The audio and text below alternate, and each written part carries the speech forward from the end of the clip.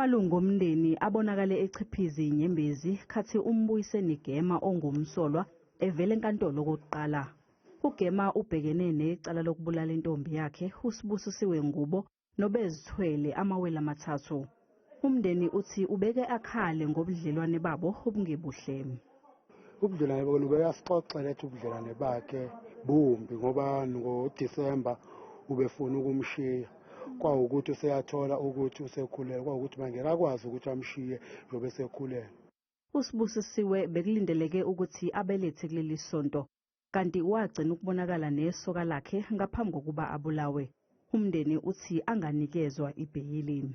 Thina sabantu bomndeni besingafunda nikeza ibheyili akaboshwe ngoba siphatheke kabuhlungu thina njengabadadewethu mekwenziwa kanje. So in all, this suspect killed 4 people.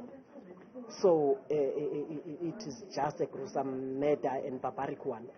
Asikwazi ukuvuma for him to get a bail. And we want the longest sentence. Umphakathi kanye nezinhlangano ezimela abesifazane bezibhikisha ngaphandle kwenkantolo. Siyabonga nje ngokugcwala kwenu usend message ukuthi abantu bathukuthele kangakanani. uSibusisiwe ufihlwe izolo kanye nezingane zakhe ezintathu abezithwele.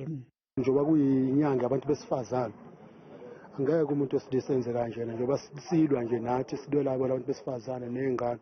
Yena ukomisa yodwa akayona indoda. Uhluku uticela phansi igama lethu thina abantu besilisa.